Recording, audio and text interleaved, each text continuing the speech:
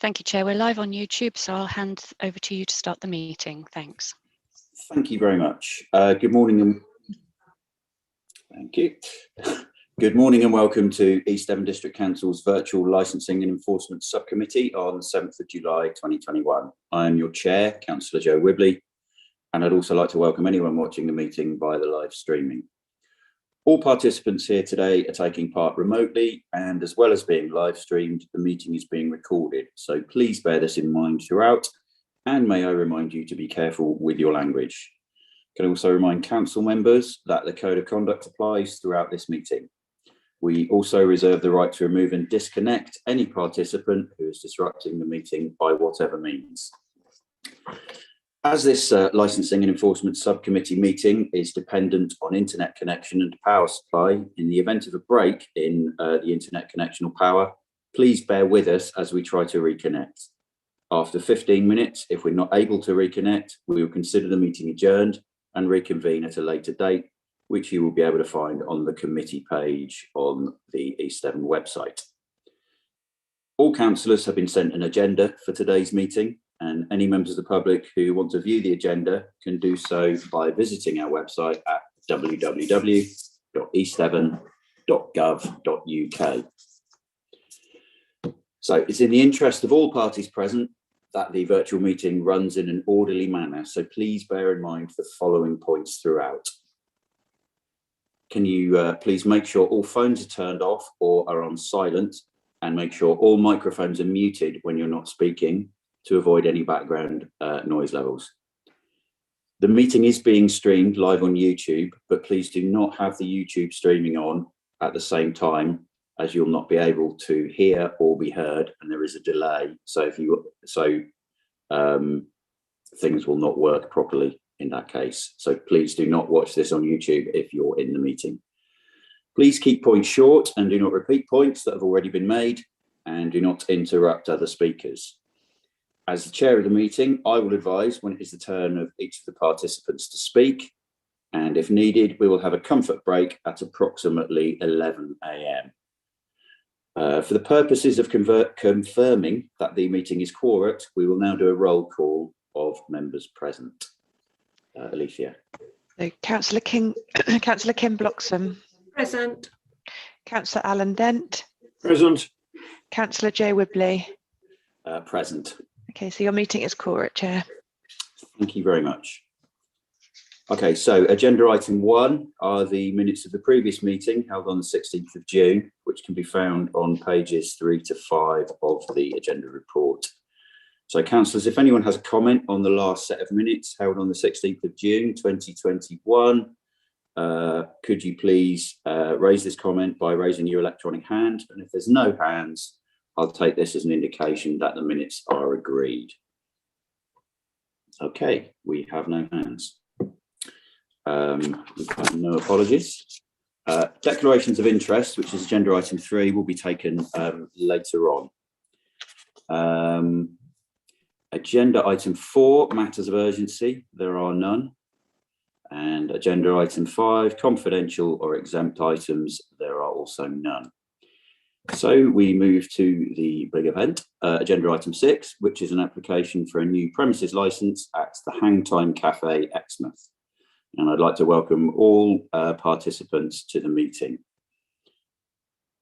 Okay, so this is a new premises licence for Hang Time Cafe, Unit 6 and 7, Sideshore, Queen's Drive, Exmouth.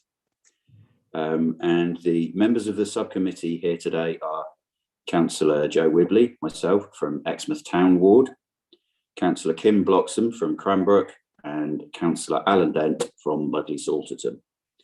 So we'll now do a declaration of interest. If there's Alicia, do you want to do this? I think it's probably best if you do this rather than me. Yes, I can do a roll call again. So, Councillor Kim Bloxham. None, thank you. Okay, Councillor Alan Dent. None, thank you. And Councillor Joe Wibley. As I just mentioned, I am an Exmouth Town Councillor, though this isn't in my ward. Okay, thank you very much. Okay, so I'll just introduce the council officers now. Mr. Saunders, who is the licensing manager, Mrs. Westlake, the licensing officer with the licensing authority, and Mr. Salter, who is a council lawyer who is acting as legal advisor to the committee, as well as Sarah and Anita and Alicia, who are here in an administrative capacity. I'd like to now identify who is present, who has also given notice to the council in writing that they wish to address the subcommittee and their representatives. So is the applicant or their representative here? And can you confirm your name?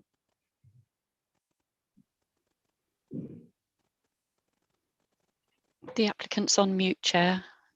Okay.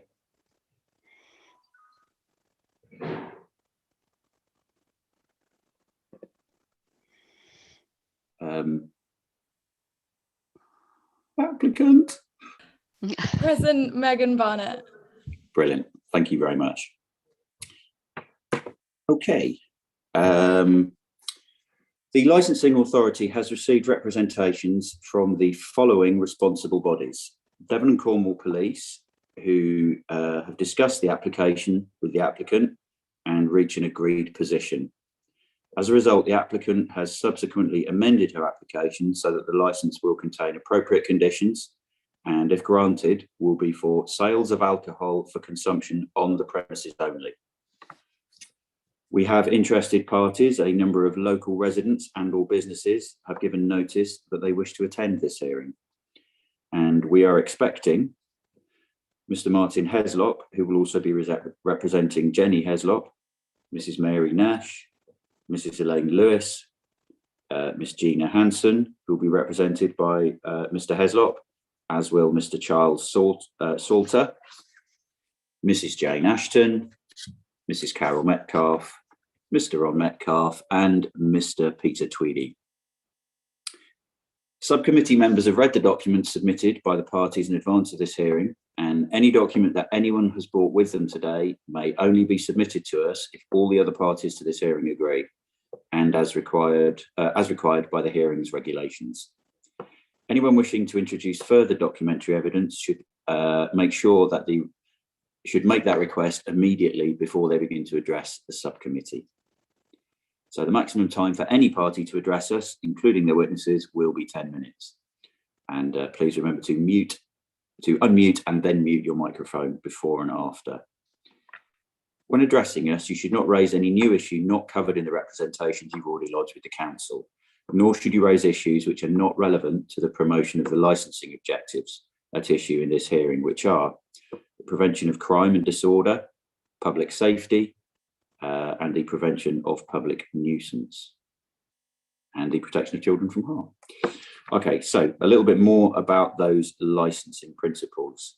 So, as already stated, the police discussed the application with the applicant, and 2 of the 4 objectives had caused concern in the applicant's intended operation. Firstly, the prevention of crime and disorder.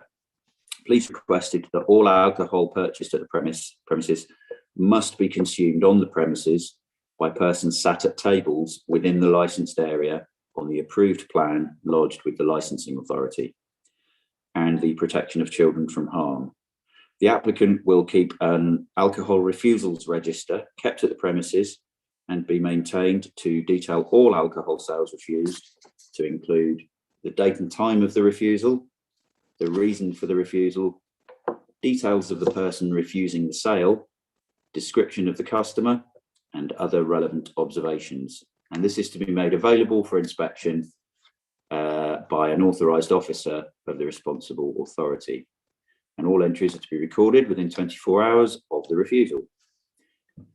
The written representations we've received from interested parties relate to all 4 of the licensing objectives, and these are extensive but can be summarised as: first, in relation to the prevention of crime and disorder, increased antisocial behaviour on the seafront and beach.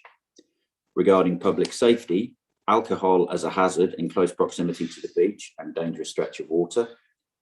Regarding prevention of public nuisance, noise level of recorded music and increased litter. And regarding the protection of children from crime, the ability of underage children to purchase alcohol.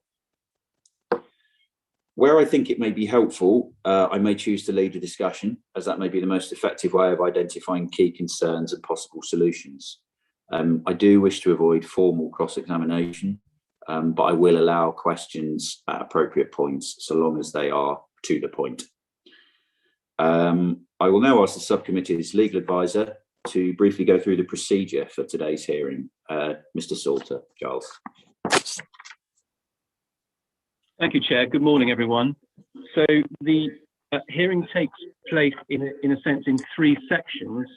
First section will be the delivery of the summary of the licensing authority's report. There will then be an opportunity for questions from the committee, followed by questions from the applicant, and then questions from the interested parties. I must stress that those are questions. That's not your opportunity to make your submissions to the committee. The second section then will be the applicant making their application, followed by questions from the committee and questions from the interested parties in turn. And then the third section will be the interested parties each making their submission, followed by any questions from the committee and questions from the applicant. I don't think there's anything else I need to say at this juncture there, unless there's anything you wish me to comment on. No, I think that's fine. Thank you very much, Giles. Okay, so I believe Steve Saunders is now going to present a summary of the report and an update on any changes to the report as published. Yes, thank you, Chair, and good morning, everyone. Thank you very much for the detailed introduction, some of which I may overlap or duplicate, and apologies if I do. Today's subcommittee, as everyone is aware, is asked to consider an application by Hang Time Limited for the grant of a new premises licence, and it's within the sideshore development of Queen's Drive, Exmouth. The following licensable activities are proposed, being the supply of alcohol between the hours of 10 AM to 10 PM daily, and the playing of recorded music between the hours of 9 AM to 10 PM daily. Premises opening hours have been given by the applicant as 7 AM to 11 PM daily. The Chair has already commented and outlined that the original application had been for both on and off sales. However, following the police representation, an agreed position has been reached for on the premises in that regard. The premises is the area outlined in red of the licensed plan submitted by the applicant, which can be viewed at Appendix B. This includes the cafe structure and the adjoining area outside. And the extent of the outside area is defined by the scale of the plan. The application itself is set out fully at Appendix A, and for ease of reference, the conditions that were offered by the applicant are within the operating schedule set out separately at Appendix C.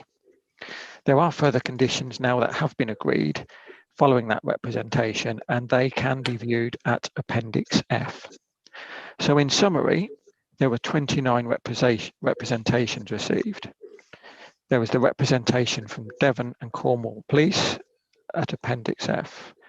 There was a representation in support of the application, and a further 27 representations that were in objection from local residents and district and town councillors. By way of informal mediation, a letter was sent to everyone who'd made a representation explaining the agreement that has been reached with the police, and this can be viewed at Appendix H. As a result, subsequently, 5 representations were then withdrawn, leaving 23 outstanding and to be considered by the committee today. This still includes 22 objections, including 2 from Exmouth Town councillors, and the positive representation. All representations are available and can be viewed at Appendix E. When responding to the notice of hearing, some objectors have made further key points, and to represent those and make them available, they are set out at Appendix G and Appendix G1 today. These key points must be considered by the committee, as has already been outlined, and in conjunction with the original representations. Summary: the applicant has made key points in response to the notice of hearing, and these are also set out at Appendix G for your consideration. All the details of the application are contained within the body of the report, and I would like to thank everybody for their attendance today. Thank you. Thank you very much, Steve. So do we have any questions from members for the licensing officer? Not at this stage. Okay, that's fine. Do we have any questions from the applicant for the licensing officer at this stage? No, not at this stage. Thank you. Okay, and if any of the interested parties could raise their hand if they have a question for the licensing officer with specific regard to this report. Okay, I see no hands.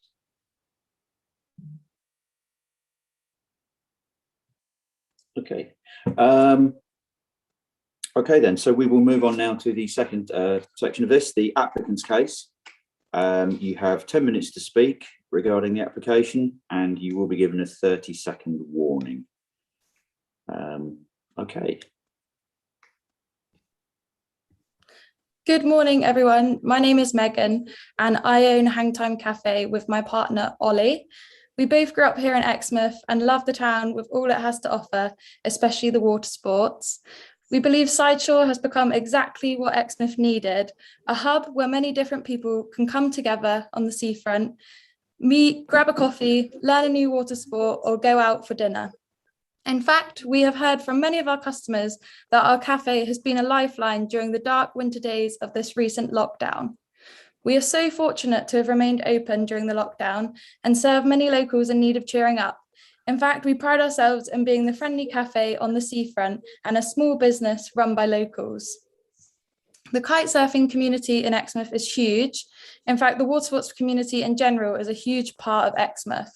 Whilst acquiring an alcohol licence has always been our intention, this decision has also been demand-led, with many of our customers commenting how great it would be to catch up with a beer with friends after being on the water and enjoy the chilled out atmosphere.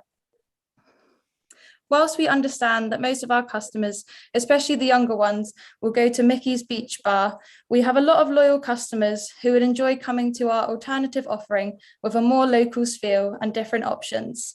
We really hope to provide something for Edge customers and the locals who have so often suggested to us since opening.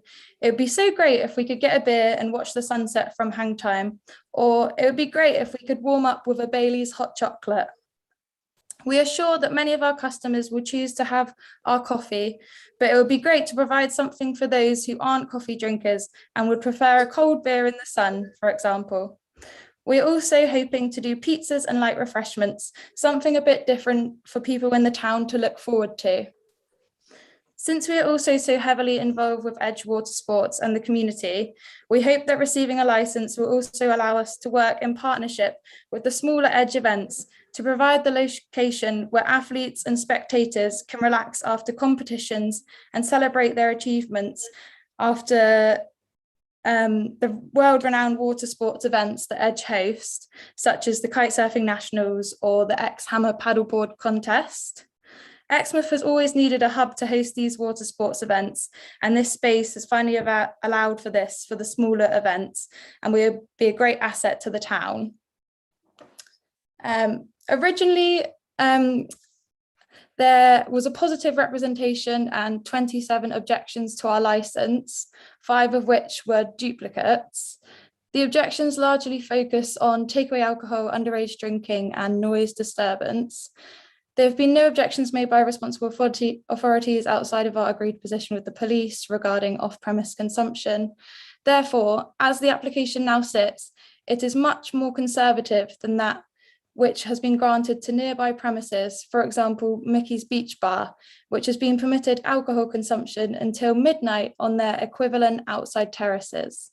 Similarly, there are also a number of premises with extended hours of licensing above those requested by Hang Time, which are in closer proximity to the residents who have raised objections. Nonetheless, I would like to briefly highlight the steps that we, Hang Time Limited, will take to promote the 4 licensing objectives. And I do feel that we have been thorough in covering these points. Prevention of crime and disorder. Firstly, I'd like to state that the police have not objected to our licence, but have instead placed the condition that all alcohol purchased from the premises must be consumed by persons sat at the tables.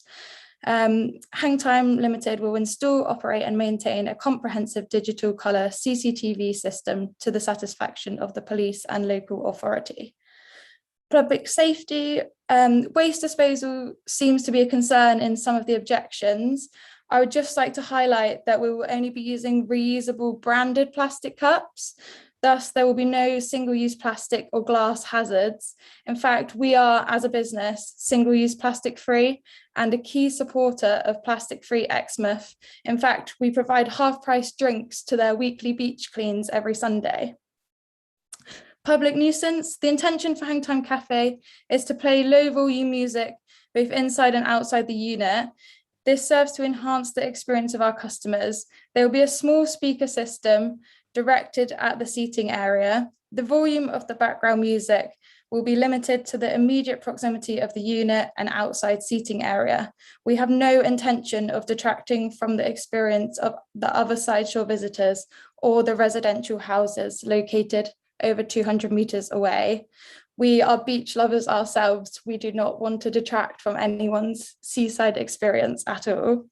With regards to the toilets, whilst there are public bathrooms located at Budgeons, we do have access to the bathrooms located at Edge Water Sports, which is directly opposite our cafe, perhaps 10 metres away.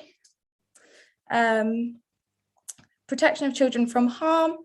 It seems many objections relate to encouraging underage drinking along the seafront. It is extremely unlikely that the regulated sale of alcohol at a premise with proof of age policies will encourage the problems referenced. It is illogical that those contributing to the drinking problem on Exmouth seafront would come to Hang Time Cafe to purchase a premium priced Solcombe gin and tonic, for example, when they can pay £14.79 for an entire bottle of gin at Budgeons. Thus, our regulated upmarket drinks served at our own tables using our reusable cups and to persons sat in the vicinity will have no contribution to the underage drinking problem found elsewhere on the beach. Furthermore, there will be no underage drinking as we have a proof of age policy and will only accept pass accredited ID, passport or driving license as valid forms of identification. We will also keep a refusals register, including the details of all alcohol sales refused. We are 2 local business owners striving to create something for the water sports community and our customers along the seafront. We love this town and would only ever want to improve what is on offer here. We hope that the people who have lodged a complaint will come down to Hang Time Cafe and we'll be able to prove you wrong.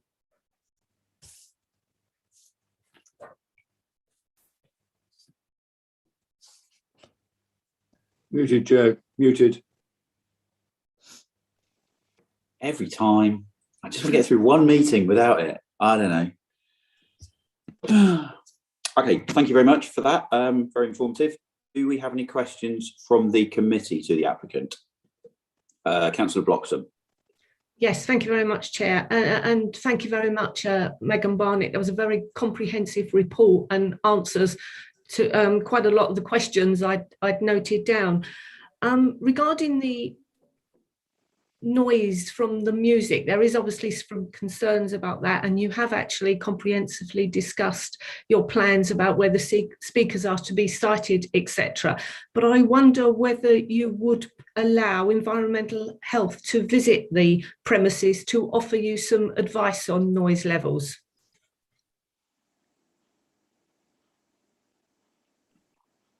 Thank you for your question.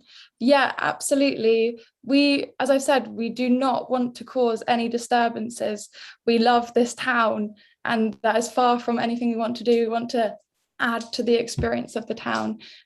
So yes, absolutely, we would have them come to analyse the noise levels. Thank you very much. I've got another question, Chair, if I may. Go for it. There appears to be no physical demarcation on site of where the tables are going to be sited. Would you be prepared to provide a plan clarifying where the tables are going to be sited within the area marked on the map? I think that would make it easier to see where the licensed area is for record.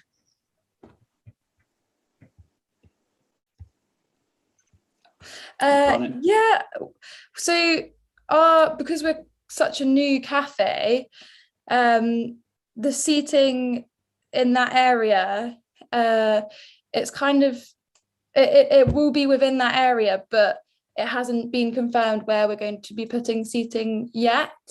I do understand you may not be able to visualize where the seats will go, but they are within that area on the map I have sent through. Well, can I come back on that one then, Chair? Yes. I can absolutely understand that. So therefore, would it be possible to put some kind of physical mark on the ground to show what is the licensed area? Or I've seen in other places there are studs on the ground or something. I don't actually know whether the land is yours or somebody else's, but I'm just wondering so that it's clear for all to see as to what is the licensed area should the license be granted. Yes, I do agree with that point. It would be useful to have pins or some kind of marking. I feel like if we had barriers or fencing, I really feel like that would detract from the experience of being on the seafront. But as you suggested, pins or markers would be a good thing to do for all parties involved. Thank you. I agree. I wouldn't propose the fencing, etc. But I do think some kind of physical demarcation so that it's easy to see, as I say, should the license be granted, where the area is, because it is quite clear on the map. But I think when people are actually in situ, it would be easier to see. And there are ways to do that. But thank you. I'll let Councillor Dent have a turn now. Thank you. Can I just ask, just on that last question, is that something that within sort of your agreement to use the land there, is that something that you would be able to do in terms of that agreement, do you think? Yes, I will have to discuss with the general manager of Sideshore, Simon Findle Hawkins, but he is very welcoming to our application.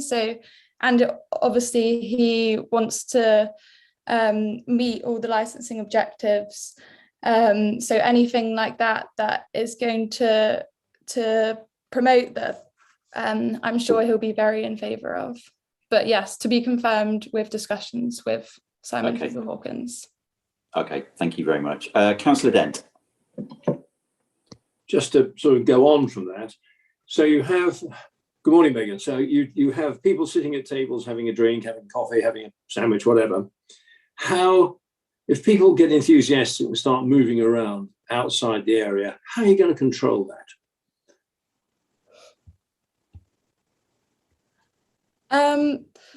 Well, we have trained staff that can deal with these situations. We're all adults, and I do question what it's the same as any pub. If people were misbehaving, you just have to tell them to leave. And will you have staff available outside the hang time premises itself available to do that? We will not have staff outside, but we will be regularly checking the premises outside during these evenings. Yes. Thank you. And I also very much like your idea of the reusable plastic containers with a logo on them. You're gonna charge for those, charge a deposit, and get people to reclaim that deposit like they do up at Exeter Chiefs? Yeah, I do think that is an excellent idea, because it stops people, as you say, if people are thinking of walking away, it reduces the likelihood of that.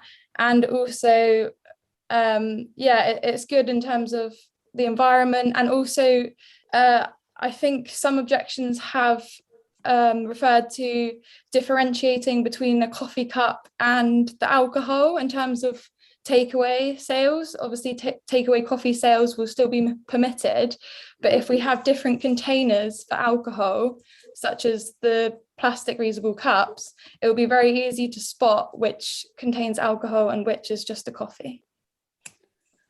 And even if people take the reusable plastic containers away, it's good advertising, isn't it? Yeah, they're a good souvenir. Thank you very much, Chair. Those are my questions. I was going to ask similar questions to Kim. She's taking my thunder, of course. She's good at that. Okay, thank you, Councillor Dent. I have a quick question. I mean, it doesn't really fall under the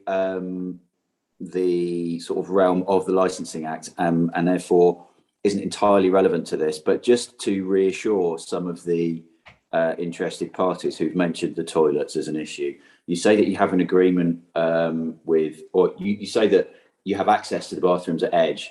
Is that like a recognised agreement that people will be able to use those if required? At present, we don't recommend using the bathrooms because they are Edge owned. However, because of the issue with alcohol, should the licence be permitted, we will then be using the bathrooms during the times of sale of alcohol. And this has been agreed with Edgewater Sports. Right, brilliant. Okay, that's useful. Councillor Blocks. Thank you, Chair. You asked my question, but just to go on from that, should the licence be granted? You've asked for it for 10 p.m. So therefore, does that mean that the bathrooms will be available for that amount of time as well? Yes, they are accessible at all times. Thank you. That's brilliant. Okay, is that it for questions from the committee? It appears so. So do we have any questions from interested parties to the applicant? If you could raise your hand, that would be ideal, and I will call you in the order that you raise your hand. Your electronic blue hand, sorry, rather than your actual hand. It may be a yellow hand. I can't keep up with Zoom. Okay, we do not appear. Okay. Mr. Heslop, do you have a question? Yes, good morning. Could I ask you what title you have to the area that is going to form part of the licensed premises outside?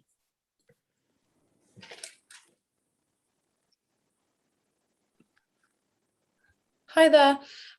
So our seating area is our agreed area with the general manager of Sideshore. All the different parties at Sideshore have been granted seating areas at their request. For example, Mickey's Beach Bar, his seating area is his, and there is debates at the minute as to the payment for these seating areas. We will be paying almost on a lease for these. But was this area not meant to be open to public access? There is public access along the edge of our seating area, and this is well acknowledged by all the different members of Sideshore and has been left for this use. But the area that you're planning to have as your outside licensed area, isn't that part of the site which is meant to be for public access? It is our seating area. I can confirm this with the general manager of Sideshore. Mr. Heslop, could I just ask to which licensing principle that question is directed? Because that's an issue about the layout and how Sideshore is working rather than a license application. Well, Chairman, it needs to relate to the accommodation that's going to be provided. And clearly, if there is not a proper title to this area, or indeed if the public are entitled to walk into this area because it's a public area, that must raise issues under the licensing objectives as to whether the public can be excluded, for example. Okay, thank you very much. Is that all your questions? Yes, thank you. Yeah, brilliant. Okay, do we have any further questions? Okay, Peter Tweedie. Hello. So there were some questions raised earlier about the access to the toilets at the nearby place. Will there be a key that the customers who buy alcohol at the tables, will they have to request the key from a member of staff, or will it just be open all the time? Megan said it would be open all the time, and does that mean it's going to be open through the night, or just when the license is operational?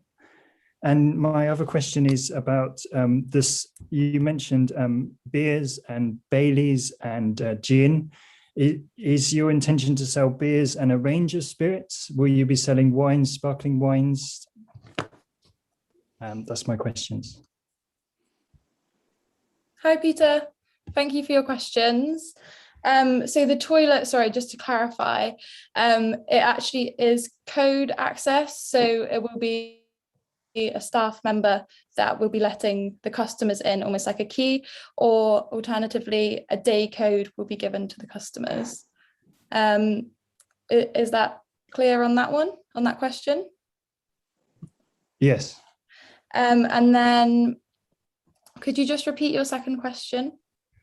Yeah, you were talking about the different types of alcohol products you'll be selling. You mentioned beers, you mentioned hot drinks with Baileys in, and gin and tonic. Will you be selling, and then you mentioned that you wanted the place to be a place where people come to celebrate. Will you be selling sparkling wines? Will you be selling cider? What do you envisage to sell, to give us an idea of the kind of clientele that you'll be marketing to? Yeah, no problem. So it is by no means our intention to become a pub, just so everyone's aware.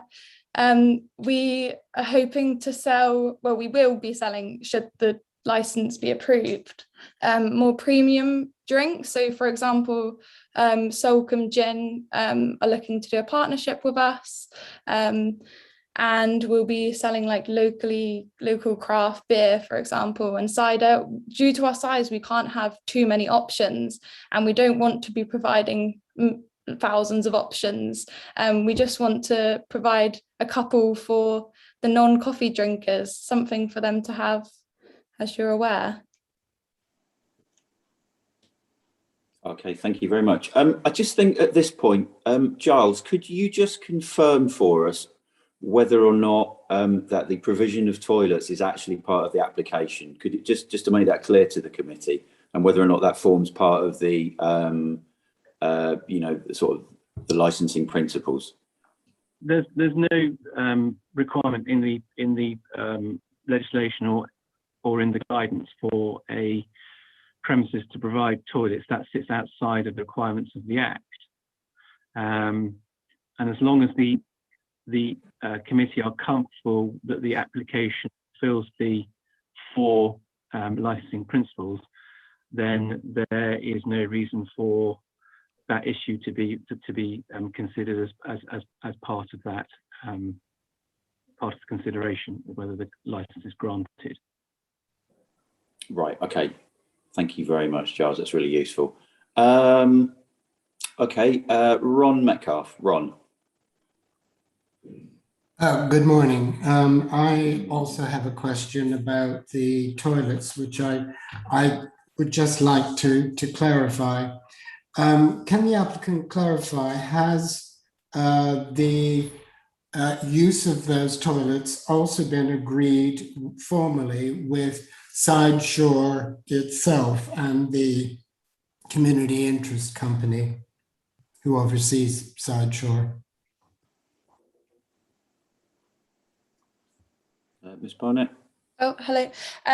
So it hasn't been approved yet with Sideshore, but I understand your point, and it is worth confirming with Sideshaw. However, these bathrooms are under the lease of Edge Water Sports, and it is Edge Water Sports that pays for the water and the toilets being cleaned.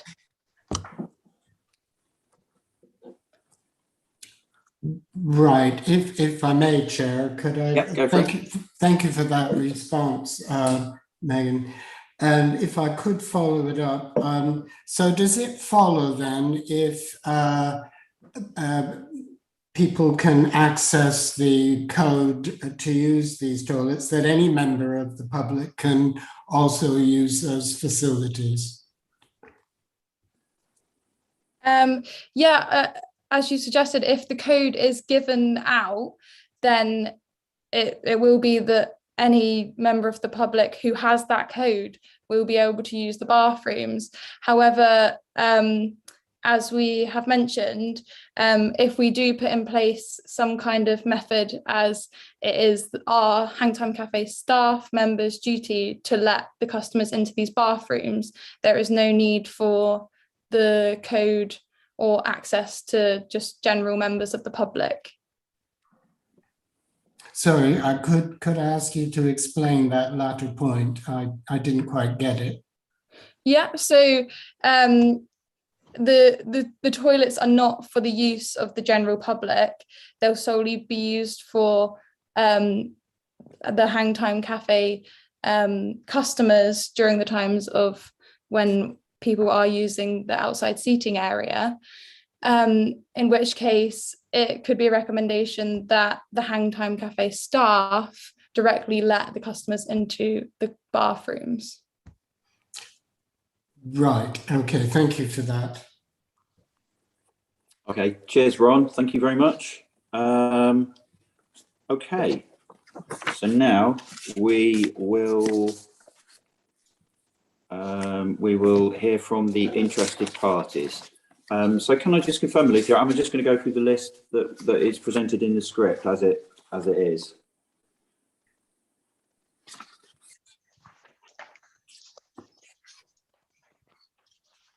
Yes, that should be correct. So Martin Heslop is the first interested party listed to speak.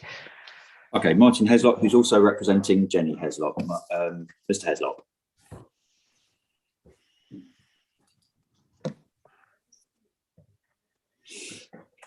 Good morning. I'm speaking on behalf of my wife and myself, and in fact a number of other residents of Trefusis Terrace. I've been asked to say that the fact that some people have been unable to attend is not intended to diminish the strength of their objections. Our detailed objections are set out at the Appendix G1, pages 98 to 103 and 104 to 106. We suggest, I'm afraid, no matter how enthusiastically it's been supported by the applicant, and she's to be commended for that, it fails when considered against all four of the licensing objectives and the local residents' right to private and family life. As the committee will recognise, this application will be considered in accordance with the licensing policy of 2021. And you will have, we suggest, to consider the risks in granting this license in the context of that policy. That is why in our representations, we've quoted the relevant policy paragraphs. The first point I want to make is that we suggest this application really has to be seen for what it is. It is not simply providing the opportunity for someone to have a glass of wine with a pastry, or indeed an odd beer with a pizza. If granted, this application will provide a full on-license, effectively a public house in a small hut with a small seated area outside from 7:30 to 2300 hours, with a sale of alcohol from 10 until 2200 hours, every day of the week, 365 days of the year. And we suggest that if it's granted, Sideshaw will become little more than a late night drinking venue, and a magnet for people to come and drink, particularly so with the existing full-on license already present at Mickey's next door. Now, our objections under the licensing objectives are as follows. Under your policy, paragraph 5.3.2 to 5.3.4, firstly, we say the type of premises are wholly inappropriate by reason of the size without sufficient measure to promote the objectives. And you will need to consider the suitability of the premises, which is why, in our view, the absence of lavatories other than those now suggested is a relevant consideration under particularly the paragraph 5.3.2. We say, secondly, the nature of the location is a reason to object by reason of it being next to a dangerous section of beach, potentially enticing late night drinkers onto the beach without any apparent control. Thirdly, the needs of the local community. It is near a quiet residential area, which will obviously be adversely affected by increased noise and disturbance, including from recorded music, customers congregating outside and coming and going from the premises. Fourthly, there is obviously potential for crime and disorder, including alcohol-related violence and disorder, antisocial behaviour and littering. Fifthly, there's the issue of public nuisance, including noise from recorded music and general disturbance by the introduction of a full-on licence, albeit now restricted to seating drinkers only. There has been no noise assessment or any indication as to how the music is to be supplied, where and at what level, with what control. If there's to be an environmental assessment, then that should, in our view, be done before this license is granted, rather than afterwards, in the hope that some agreement can be reached. Sixthly, harm to children. At present, this is a family area of limited size, frequented by children who will be exposed to the increased dangers attached to alcohol consumption. Seventhly, saturation is a point which is considered in paragraph 9 of your policy, and there is saturation with premises of a similar nature in close proximity in a small area, creating exceptional problems, we suggest, of crime and nuisance over and above the impact from individual premises. And lastly, eighthly, the amenity of local residents being placed under severe pressure with the granting of this licence, which appears as a consideration in paragraph 16 of your policy. We therefore argue that this application falls foul of all four objectives under these considerations. Now, I must say a word about the position with the police. We suggest that one should not be over-influenced by the agreement reached with the police. The police have different considerations than those of the committee, who must, in our view, consider wider issues as set out within that policy. And our concerns are not allayed by any condition that limits the consumption of alcohol only to persons inside the hut, although I understand that's not now pursued, and those seated outside. And it is, we would suggest, wholly unclear how the outside area is to be physically delineated. This is a matter we suggest should be dealt with before the licence is granted, not afterwards, nor how the applicants are effectively going to police this area from the obvious risks of outside drinking, breaching the licensing objectives, and people moving into this area or moving out of the area with drinks that they have purchased at the premises.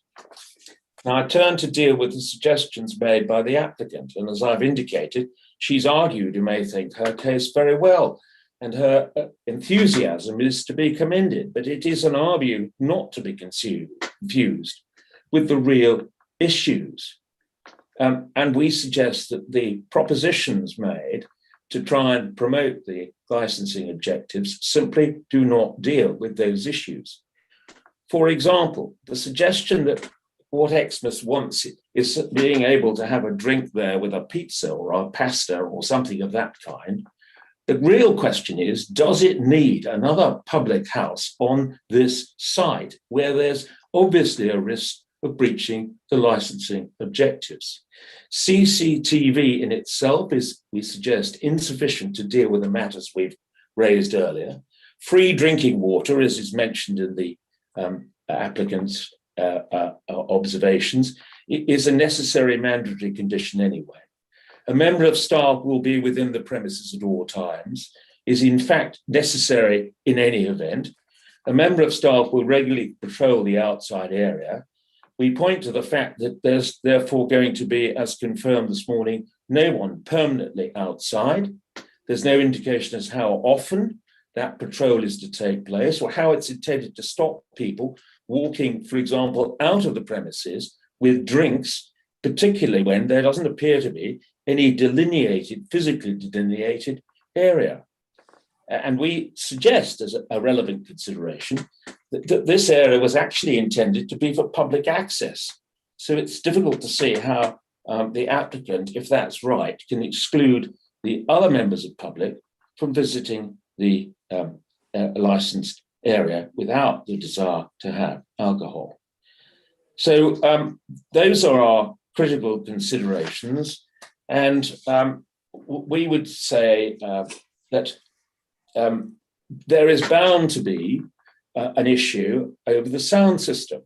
What monitoring control is there? What survey has been done to assess the impact of this outside music? Simply as the applicants do to suggest that there are no residential properties closer than a quarter of a kilometre from the premises, we suggest is wholly disingenuous.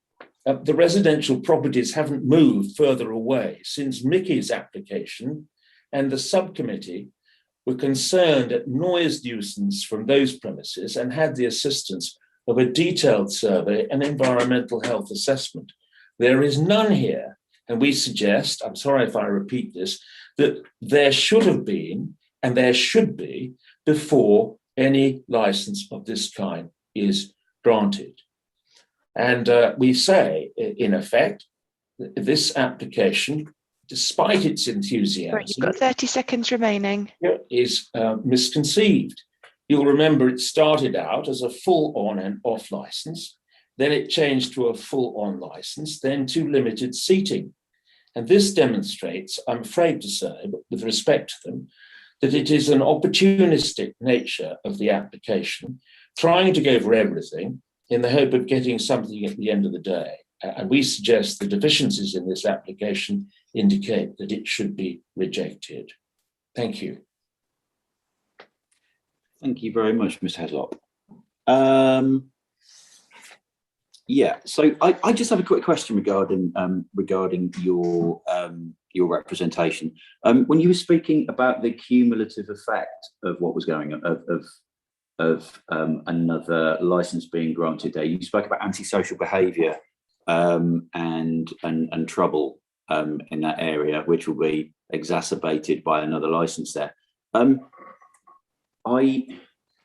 In terms of that particular area, I'm not aware of that. Is that something that we should be aware of?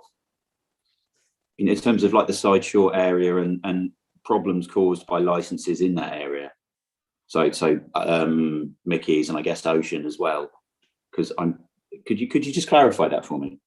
Well, if you consider paragraph 9 of your policy, it's a factor you have to consider, and you have to take into consideration with respect the risk of granting this license, increasing the potential for disobedience, drunkenness, and so on. And that's the way in which we put this application, having regard to the fact that it's a limited area in size, and you already have one full on license at Mickey's Cafe. You will have to consider, and we suggest the answer is obvious, if you grant this license, which is another full on license as a public house, you will be increasing the risk of serious disorder and a nuisance and so on in that area. Okay, thank you. I think, could I just ask, because I'm a little bit confused here as well, could I just ask Giles, our legal Rep to just clarify a couple of things at this point, because there was a lot of talk there about the council's licensing policy and how this application relates to that. Could you just clarify, just for us and for everybody else as well, how much regard we give to our policy and how much regard we give to the 4 licensing objectives? Because it's my understanding that we judge this entirely against those, and our policy is designed to support those, but not necessarily. It's the 4 licensing principles or other things that we actually have to go by. So, Giles, could you just clarify how those 2 things relate, please?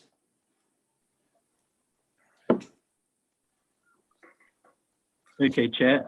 So the 4 licensing principles, if you like, are the 4 licensing objectives as set out in the legislation are the principles around which licensing hangs. The policy framework, the policy is a framework on which you will consider an application. Every application is judged on its merits, and you have to achieve a form of balance between the proposal by the applicant and the concerns of the interested parties. And one of the things, of course, you need to consider is obviously some of it may well be supposition, and whether you have been given any evidence to show whether the suppositions are a real risk or whether they are just a supposed risk. If you like, it's the degree of risk that you consider the new application may have in the area that it's being proposed to run in. I hope that's helpful. Yeah, thank you very much, Giles. Can I just ask you also as well, while you're there, to clarify, because people have been talking about environmental health and why there hasn't been a noise assessment up to this point. Can you just clarify the reasons for that? Because I think there is a technical reason for that, isn't there? I think. Well, I think it went to technical reason. I assume that given the proposed operating schedule, which would have been submitted on the application, and given that the music proposed is background music, that environmental health would consider that this wouldn't cause a concern to public nuisance. The environmental health, of course, do have their own raft of legislation, the Environmental Protection Act, which gives them powers to intervene on a premises if there is considerable noise and nuisance following complaints from the public. But this is a new premises, so in a sense it hasn't been tested. Now that's the issue then of risk of, well, the proposed operation, is that a concern to you, and will cause the issues that the interested parties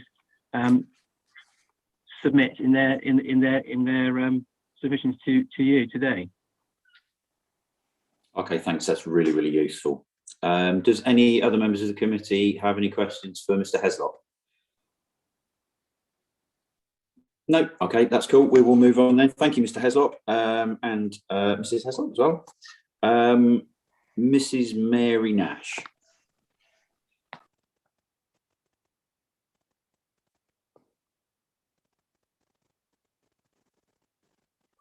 Do we have Mrs. Nash here? Mrs. Nash is here, Chair. She's on mute at the moment. Okay. There we go.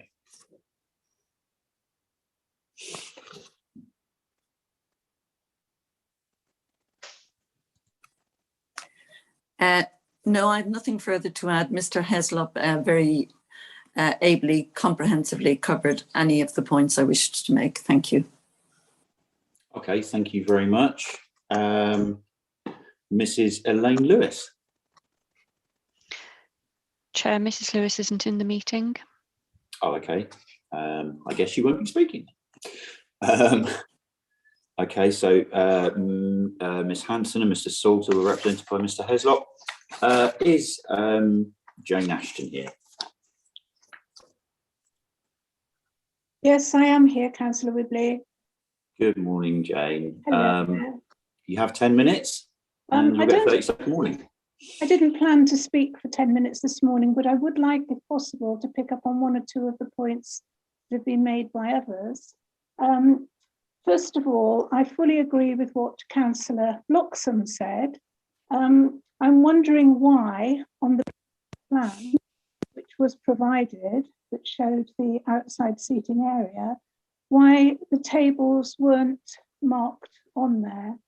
I think it's essential for us to know where the tables will fit into that space. Currently, as you visit there, they appear to be located rather spread out further than what would be on that marked plan. And I'm wondering how, when Megan Barnett said this morning there won't be somebody outside the premises, the actual the cafe, how then will anybody realistically monitor which people are leaving the premises with a cup that's a container that's for coffee, and which people might be moving away from the premises with a container containing alcohol? And it did say there would somebody be regularly patrolling the outside area. How many members of staff will be employed in order for that to happen? Because in order to keep also the register of refusals, when you look at what the police would want to have on that register, it would take somebody a long time to be able to fill in that register and make sure that the person you were speaking to was not walking away from you because the other member or members of staff were inside the premises. I'm also concerned about the actual area where the seating is planned, because in the daytime, we would expect young people, water sports users, to be attempting to maneuver their equipment from Edgewater Sports Hut, one where all the wetsuits and some of the equipment is right behind the Hangtime Cafe and almost onto the road with no physical boundaries. How are they going to monitor the safe maneuvering of equipment for these young people if the tables are not kept within that area and if people there are drinking alcohol and not necessarily concentrating on what they ought to be doing? That's mainly points that have been brought up by other people this morning. There's a lot of other things, but they're already in my written representations. So thank you. Thank you very much, Jane. And I can assure you we have read the representations as written, so we'll bear them in mind. Ms. Barnett, could I just ask you to clarify possibly the staffing arrangement? Because in the application, it does say that somebody will be regularly patrolling the area outside of the bar. If you could, I don't know, it's difficult, I know, because you're not in a position to where it's up and running as of yet. But if you could just maybe try and clarify how often that may be, in terms of, I guess, a percentage of how often there'll be somebody outside patrolling the area. Hi there. Understood about knowing staff numbers. On weekends at the minute, we do actually have 5 staff members in Hangtime Cafe. But as for the evenings, it's not gone through yet. So we're unsure on how many staff members we need, but definitely good points raised. And going forward, it will be at least 2 for the points raised. And in terms of patrolling the area, we do regularly check outside anyway for rubbish and just cups that have been left on the tables every 5 minutes or so, just to make sure the area is clean and tidy. Okay, thank you. And the bar is within view, the tables are directly within the view of the bar as well? They are within area. view either side and then outside the door, yes. Right, okay, thank you very much. Does any of the committee members have a question for Miss Ashton at all? No. Okay. Mr. Councillor Dent. Mr. Councillor Dent. Yeah. It's just a quick one to add to the question we put to Megan there is how many tables she thinks she's going to get into this, what seems to me, quite limited area, and how many people she thinks she might be able to get seated there. Thank you, Megan. Yeah, no problem. Well, it is no means our intention to create a congested space for the means of serving more people.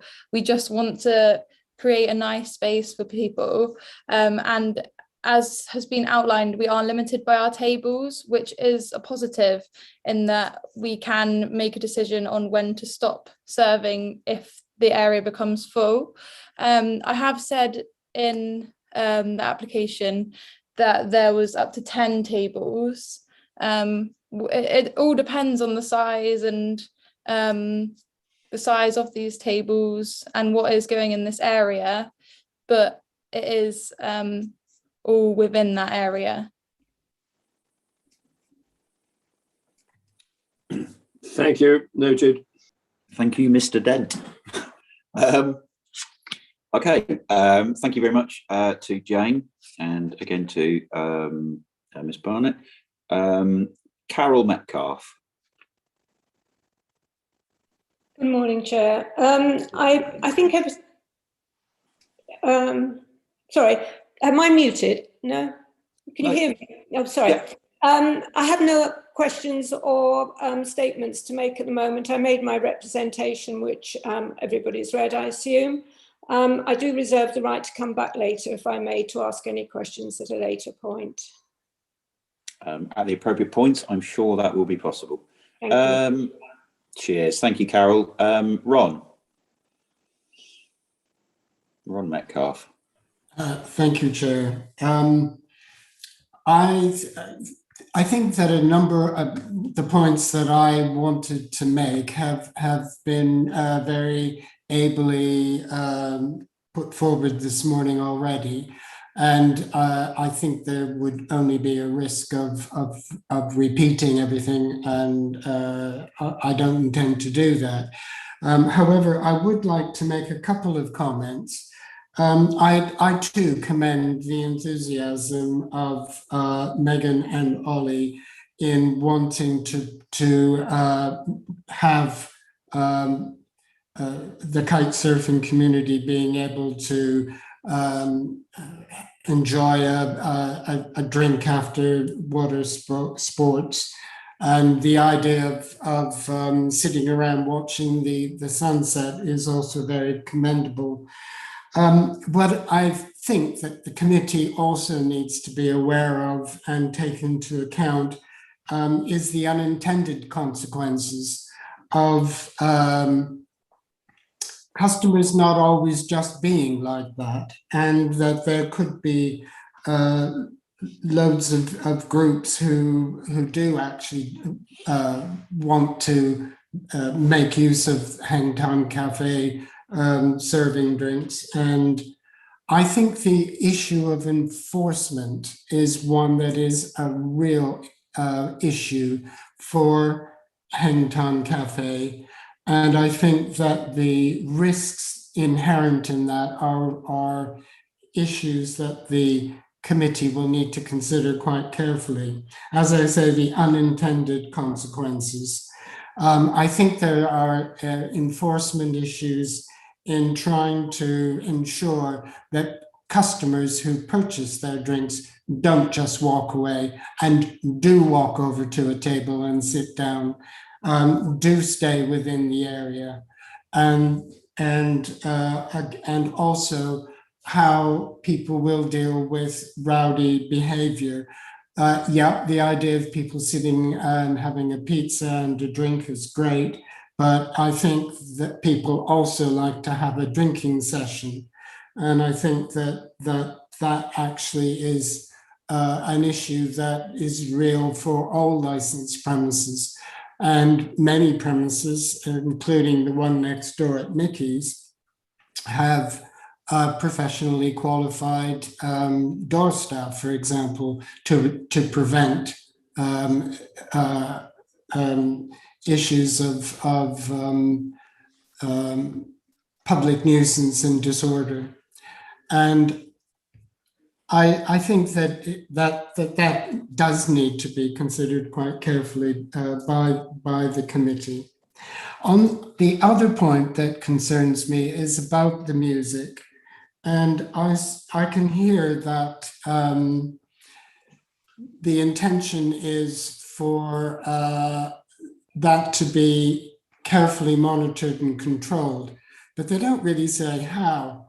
And I wonder why they haven't actually volunteered to put forward having sound tests or to decide that they will provide noise limiting mechanisms in their conditions that they've offered. Those would actually be some sort of reassurance to the public, both a test and some kind of measuring and monitoring plans, as well as noise limiting mechanisms. And I wonder why the applicant hasn't volunteered that, but I do think that in considering this application, that the committee might want to take that into consideration. And I think that we've covered the issues of toilets. I think I don't think that I want to add any further at the moment. I may have some questions later on. Thank you. Thank you very much, Ron. Councillor Dent, you have a response. Yeah, if I may, Chair, thank you. I just want to go on a bit further with my questions about the number of tables and the number of people seated at them. And I have some experience of putting tables out up at the golf club when we have events up there. And the space you need round a table for people to circulate is far larger than anybody ever realizes. And that does give me concern about saying, well, you have 10 tables in there. Well, 10 tables, how many people are seating at each table? How many people do you expect to get there? Because that's a very restricted area when you think of a table with people seating around the outside of it, and then again, people trying to circulate around that as well. Megan, how many tables, how many people at the tables do you envisage you will have?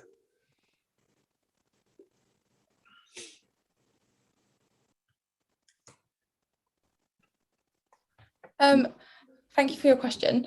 Due to this not going through as of yet and the tables not being placed down, I had not given like a maximum number or capacity. But as you say, with the space to navigate around the tables, we don't want this place to become congested and not be a pleasant experience. So any means to make this place a nicer place to be seated, for example, by giving generous space around the tables, is within our interest. So that's all I can say, is that it is not our intention to fill the capacity. It is to create a pleasant experience where the customers that can be seated in that area, that can be facilitated. If I can follow up on that, yes, and right at the outset, I think you did offer to provide a plan, to actually put some idea down on paper of where the tables might be and therefore how many. And I think that would be really valuable for us to have. Yeah, if useful, I can put together a plan. Okay. Sorry, one thing that Megan didn't answer in that question was, yes, number of tables, but the size of the tables, I mean, I've seen the pictures. Sorry, this is the legal Giles Salter speaking. I've seen the pictures of the tables that are there at the moment. what's the capacity of each one of those tables? Those tables are about 6 persons. It would not be 10 of those larger tables. For example, around the backside of Hang Time Cafe, there would not be space for those tables. So, for example, it would be like a 2-person table. Right. Okay. So one further yeah, question. sorry, I just want some clarity on, so I can get some understanding. The shed, you've got the serve hatch. On the other side, is there a hatch there as well, which can be opened? There is a hatch that can be opened, but we don't use that for serving on the other side. But will that be opened when you are open? It will not be open. Are there tables that sit around that side that can be observed from that hatch? They can be observed on the other side. There is 4 windows on that side. Right. But I'm just clarifying, we will not be serving out of the other window. It was just a point of whether you will be able to see from the actual servery people who are sitting, as it were, out of sight of the servery. It's just an issue of understanding of control actually from the servery, so that you know that you need to go out and actually, enforce your operating objectives. Yeah, just continuous patrol.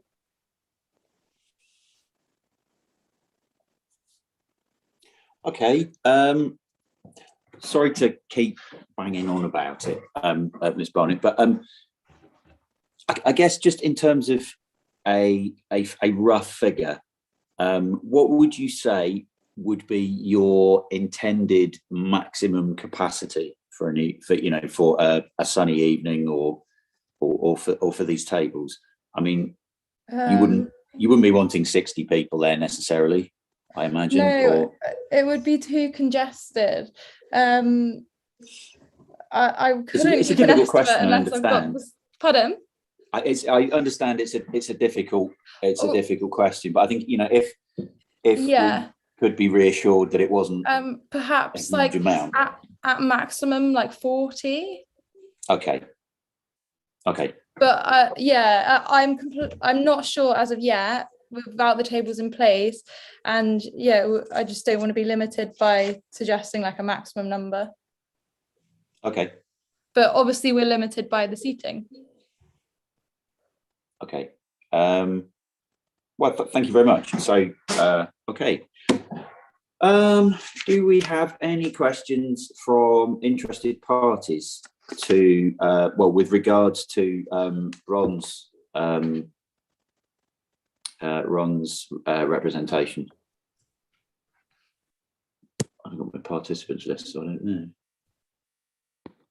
No. Okay. Mr. Peter Tweedie. Oh, okay. Sorry. Before you forget, Miss Bloxham, Councillor Bloxham. That's okay. Thank you. Thank you, Joe.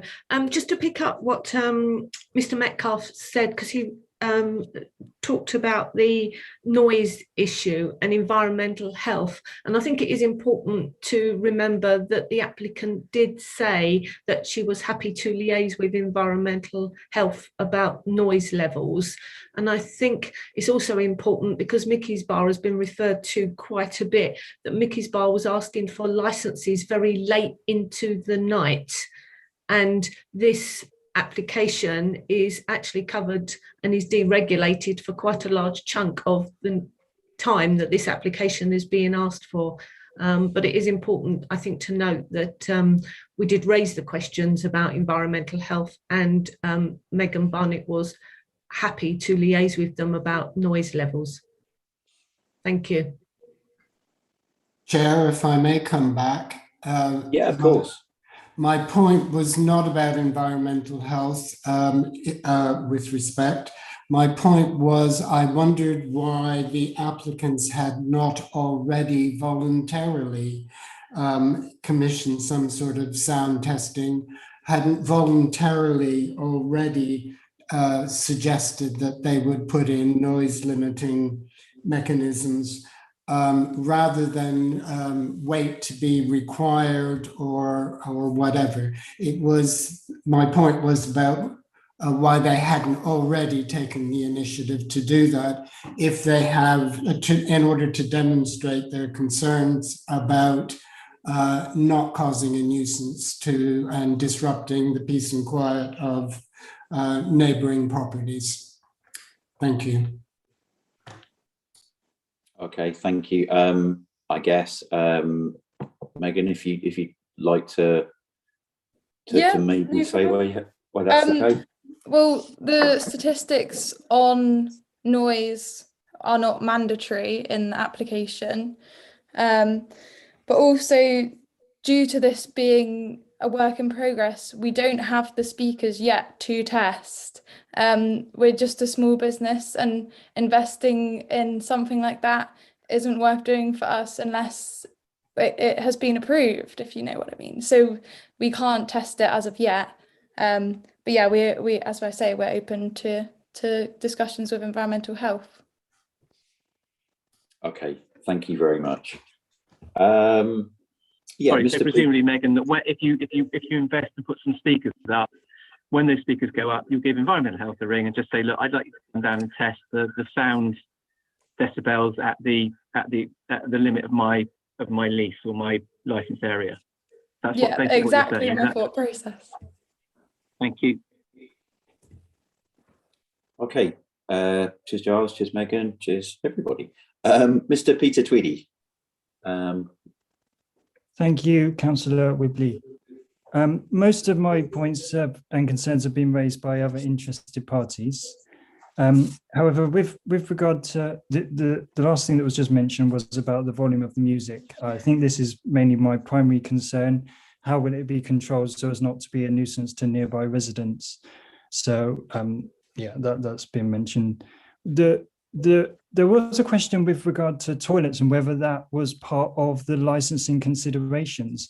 What I've said is that actually it comes under prevention of crime and disorder, because we have seen people use the nature reserve, which is just the other side of the road to Hang Time Cafe, being used as a place where people pass water, urinate. So the presence of toilets is important to prevent that. I guess I would also like to know whether it will be known to people who are using Hang Time Cafe that actually there are toilets that can be accessed.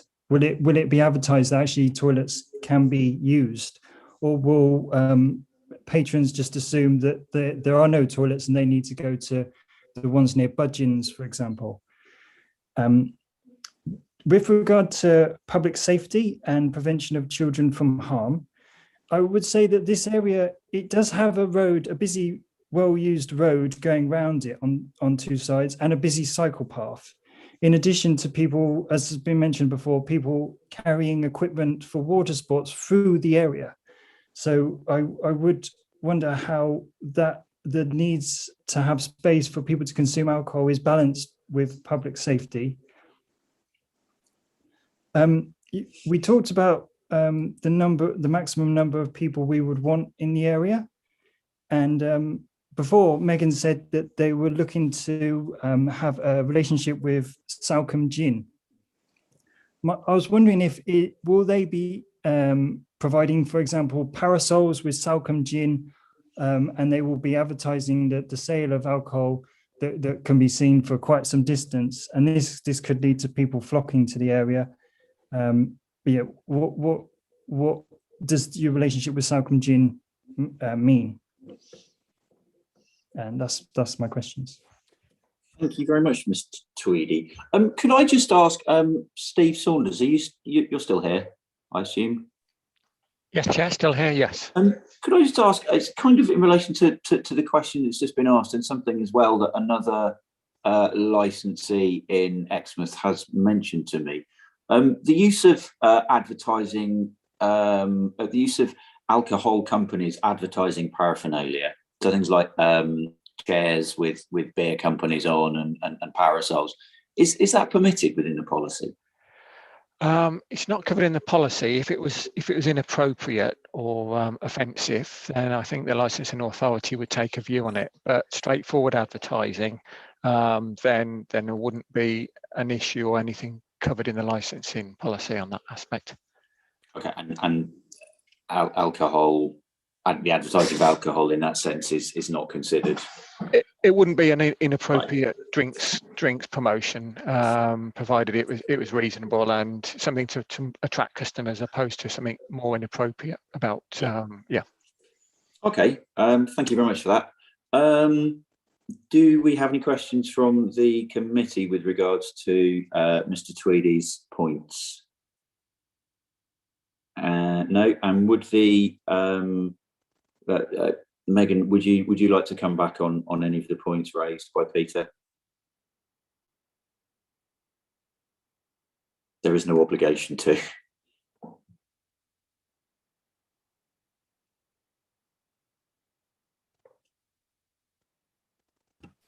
Sorry. Can you hear me? Yeah. Yeah. So just the point on walking through the area with equipment, this is our designated area, and there is a pathway through the edge of our seating area, like outside of our seating area, which is specifically been allocated for this purpose. Okay, great. Right. At this point, I have to say all of the talk of toilets means I think we should take a 5-minute break. And if we return at, well, if we say 11:05, just to and we'll continue then, if that's okay with everyone. So we'll see you at 11:05.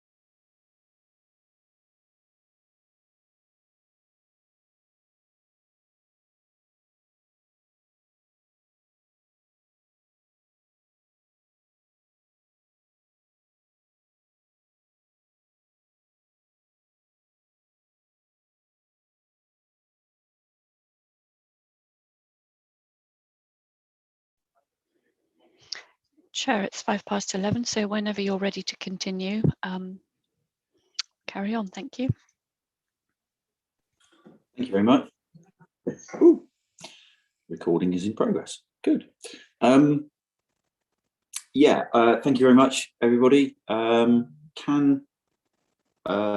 we just confirm? I think that's all of the interested parties have spoken. Sorry about that. I think all of the interested parties have spoken. Can we just confirm that there aren't any more who are waiting to do so? Chair, Mr. Tweedie still has his hand up. I don't know if he has anything further. Okay. Yeah, Mr. Tweedie, do you have any? Do you have anything to add? Following. Go on. I just want to add that. I just want to ask the question again. Will it be made aware to patrons that toilets are available on request, so that they're not tempted to go behind a bush or jump behind the wall? Okay, that is a good question. Megan, are you able to answer that? Yeah, this can be made aware. It's probably best to have signage on our cafe when people order in that area, as opposed to telling every single customer. Okay, does that answer your question, Mr. Tweedie? Yeah, that's great. Yeah, I think signage is obviously more sensible. Yeah, thank you. Brilliant. No, thank you very much. Ron, you have your hand up. Ron Metcalfe. Thank you, Chair. I do. Can I just ask for clarification? I'm looking at the plan supplied by the applicant, Megan, my question concerns the side of hang time, not the serving hatch side, but the other side. And I understand you were planning to put tables there. Are you and the committee aware that that is actually a main thoroughfare exit entrance, as denoted by the curved pencil lines? It is a main access onto the public footpath and the road. And I wanted to clarify that how many tables are you planning to put in that access way? Megan, are you able to answer that? Yeah, so I know which area you're speaking about. There is an access way, however, our seating area is not in that access way. It is within without that area, and it is closer to our cafe. There's still a walkway that will not be affected by seating in that area. Sorry. That slightly confuses me. I'm looking at the diagram that you've submitted, and it has two curved lines which go out onto the main Queen's Drive. And are you saying that's not an area that you're planning to use for tables at all? It's not your access? It's not your premises? Is that what you... Sorry, I'm finding it hard to understand where exactly you're... Oh, the two curved lines. Sorry, that is not included in the licensed area. No. That is not the pathway. That is just like the edge of the vegetation. So behind Hangtime Cafe to the east, there is like a vegetated planted area that separates us from the road. And as you can see towards the northeast corner of the diagram, that is where the public access footpath begins. It is outside of our licensed area. So that those two curved lines on the premises plan that you've submitted, are you saying that isn't the path, that is the public? So your premises plan is not accurate? Well, there's no sign that on the key that says that is a pathway. It is just the border of the vegetated area. But there is a pathway there, is there not? There's a pathway to the north outside of our licensed area, yes. So okay. It appears to me, just to sum that up, that the area with the curved lines is not an access way into the area. That is a vegetated area, and the path is to the north of that. Yeah, agreed. Apologies for if it's not clear on the diagram. But yeah, I confirm that the path is outside of this area. That is just Right. the perimeter. Okay. Thank you for that. Okay. Thank you, Ron. And thank you, Megan, for your attempt at giving us a really full answer. Okay, Carol, we have one more question, then we will move on to the applicant's final statement. Thank you, Chair. I'm just thinking about and concerned about the enforcement of the sitting down requirement by the police, that patrons, customers must be sitting down to consume alcohol. And there seems to be some confusion or lack of clarity about how many seats and how many tables.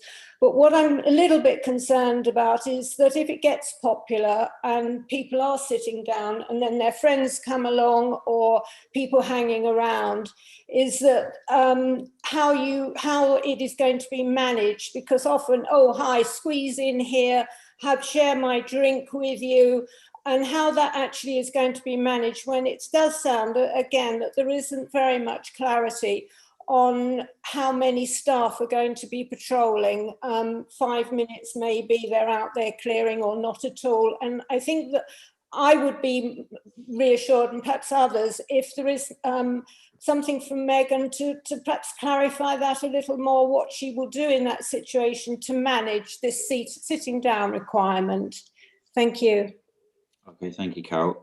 Megan, would you like to come back on that? Yeah, yeah, go for it.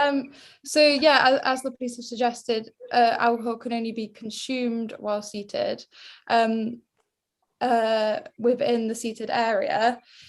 Yeah, just policing of this. All we can do is put signage on the cafe, like as well as the toilet signage, when people come to order their drinks, saying all alcohol must be consumed in the seating area while seated.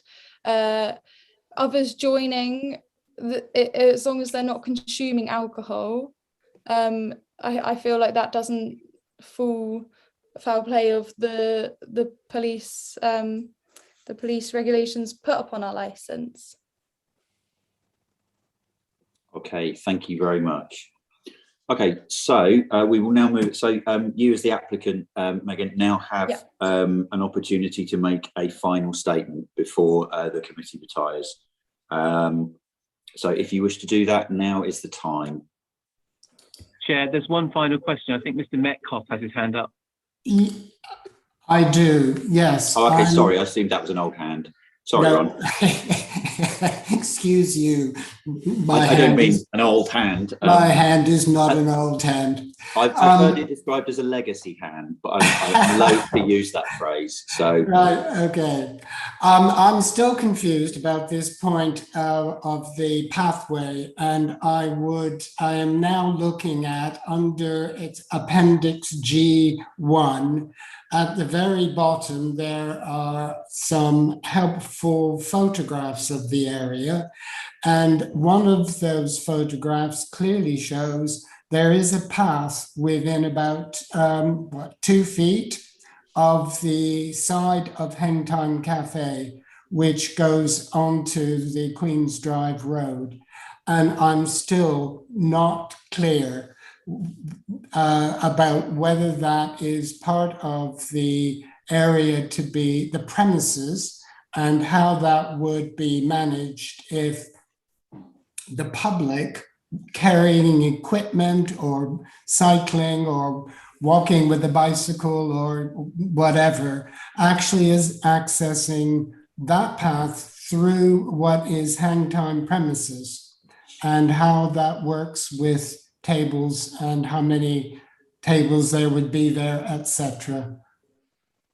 I don't know that that's a question, But I do see in that photograph, if you've got the opportunity to scroll through it and find it, you can see very clearly that is an act that what appears to me to be those curved lines on the premises plan. Actually, there is a path there. So I suppose what I'm now wanting is sorry, Ron. I was just going to say, which picture is it that you're referring to? Because you should be able to all see them on your screens now. Yes, it's if you scroll through, my screen seems to have frozen. If you scroll through to G1, Appendix G1, at the bottom of that document, there are 6 photographs. The top left one, if somebody's trying to show that on the screen, yes, it is now appearing on the screen. Somebody's cursor is now hovering over it. You can see in that photograph to the left, that's it, where your cursor is.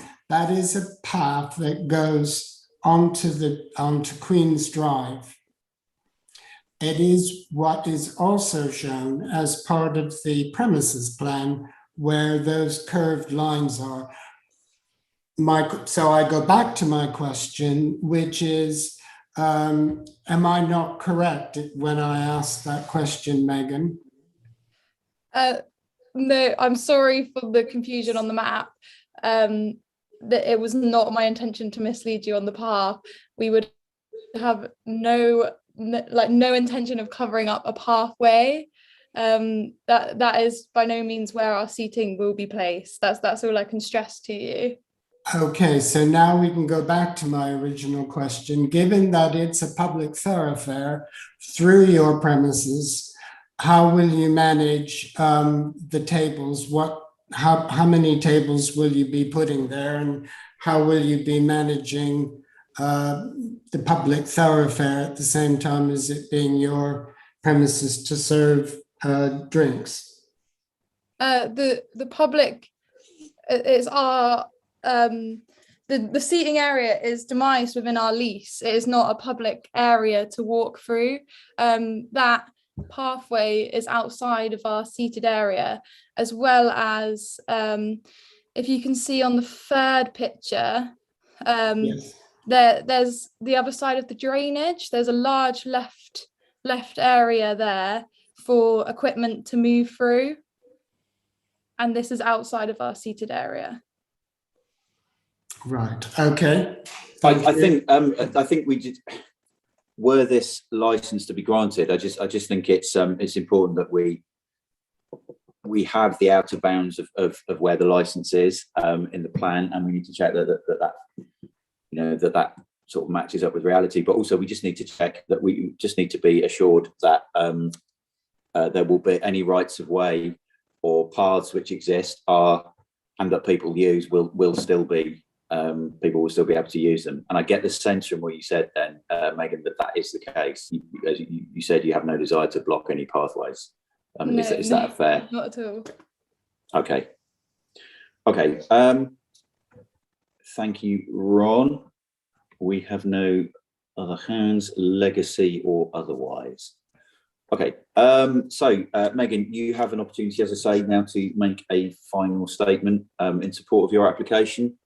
If you wish to, please do so. Yeah, thank you everyone for being here and for your time. I just wanted to clarify that we are just 2 local business owners striving to create something for the water sports community. We are different from Mickey's. We do feel like we've covered the 4 licensing objectives thoroughly. And in this meeting, I feel like there has been a lot of clarification, and I hope you all have received the answers you were looking for. We love this town, and we honestly would not want to do anything to jeopardize this town. Like, we both grew up here, we both went to the school here, and it's just very important to clarify that this is going to be a positive thing for this town.